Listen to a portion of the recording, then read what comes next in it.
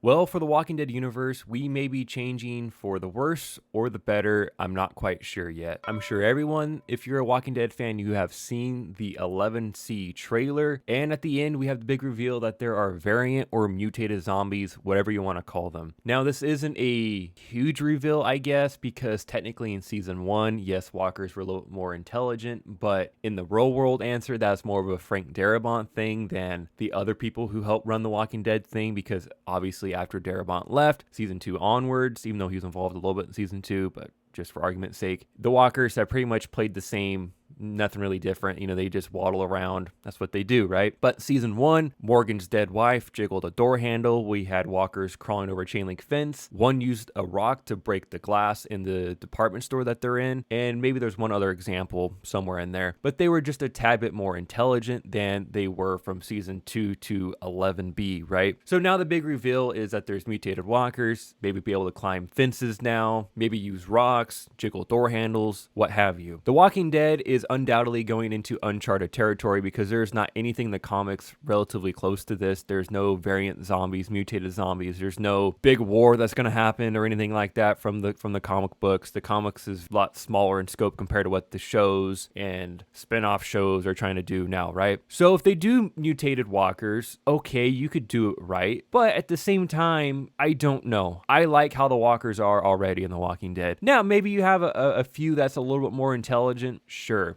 Okay, they can jiggle a door handle or something. I'm not going to gripe too much about that, but I always like to, in my head canon, think that in season 1, the walkers are so different is because they were fresh. They were quicker and so forth. I like to just think because they were freshly turned, they were new zombies, right? That's kind of my head canon. Again, obviously, there's different real world answers to that. But then we don't see it for a very, very long time. They're pretty much all the same. There's really no difference to them. And now all of a sudden there's just mutated variants. Now this kind of gets explained in the World Beyond post-credit scene. If you're a real Walking Dead nerd, you've at least seen this scene where the scientist person in Paris or France or some Europe country talks about how there was like a group of scientists that went to Toledo, Ohio, and that they were working on a cure back, like a decade plus ago, and stuff went wrong and stuff mutated. And so in that Toledo area, Ohio area, maybe there's mutated walkers that can climb walls, so forth.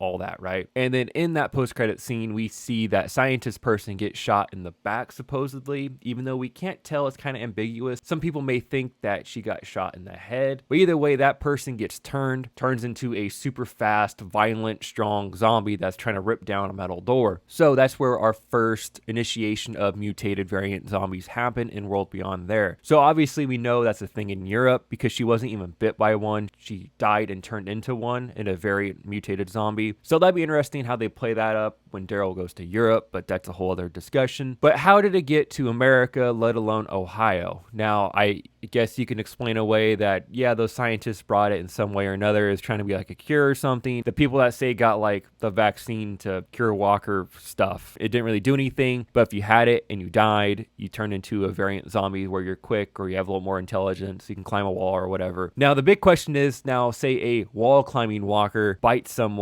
Now, the person that gets bit, do they become a wall climbing walker? Do they become a smarter walker? Or do they just become a whatever, normal walker? Are these variant ones older, like from the very beginning? Or are they just, hey, you do get bit by one or anyone, it's just you have a shot to become a mutated walker? I don't know. But getting back to The Walking Dead's walking on some really, really thin ice here, because I personally don't like zombie movies with really fast zombies and really just chaoticness where they're kind of too intelligent. Like think of like Army of the Dead, World War Z. You could say I Am Legend is a zombie movie even though they're like vampire zombies. That quickness of a zombie, I don't personally like that.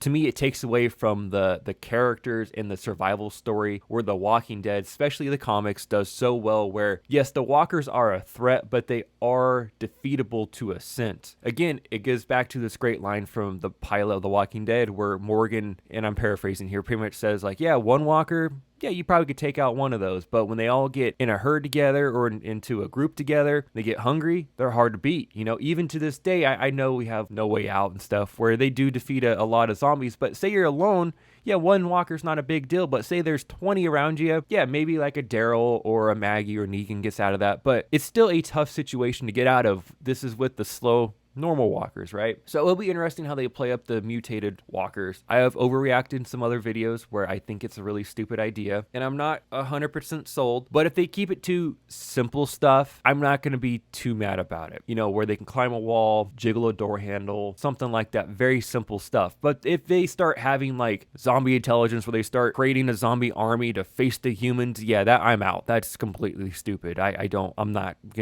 being a part of that. That's really dumb. And if it's more of a rarity, like if they come across, say, 100 normal walkers and they find one mutated one, okay, that's fine, you know, like 100 to 1, okay, at like that type of ratio, but I don't think we're gonna get that. I think the scene in the trailer where Ezekiel's telling everyone to fall back, I think there's gonna be like a handful to a lot of walkers falling over the wall because they're gonna be climbing over. So it'll be interesting how that plays. And again, it becomes even more interesting too, where is any place safe now? You know, if walkers can climb walls, how high a walls do you need to protect yourself, right? Like, are the walls at Alexandria too short? Can they climb over that? You know, what are the limitations to all this? Like, again, I guess it's fun to think about, but it kind of takes away from the show a little bit, in my opinion. Maybe I'm wrong on that sense. Again, they're on thin ice here. They could do it well and it won't bother me, but they could also get really crazy and really stupid with it, and I'm just gonna have to bow out of The Walking Dead if this becomes a little too much. Yes, the walkers are a huge part of the show. They're a thread of the show. It's something all the humans have to overcome. I understand it's a survival show. I get it. But the main core of the show is about the group and saving humanity and what do you do in these situations. That type of thing is why I love The Walking Dead, whether it's the comic or the show. What do you do? How do you adapt? How do you overcome? How do you win? You know, that's why the show is so great, because it's a character study on like the human condition, I guess, of like, what do you do in these unprecedented circumstances, right? But maybe that's a little too much of a deep thought there for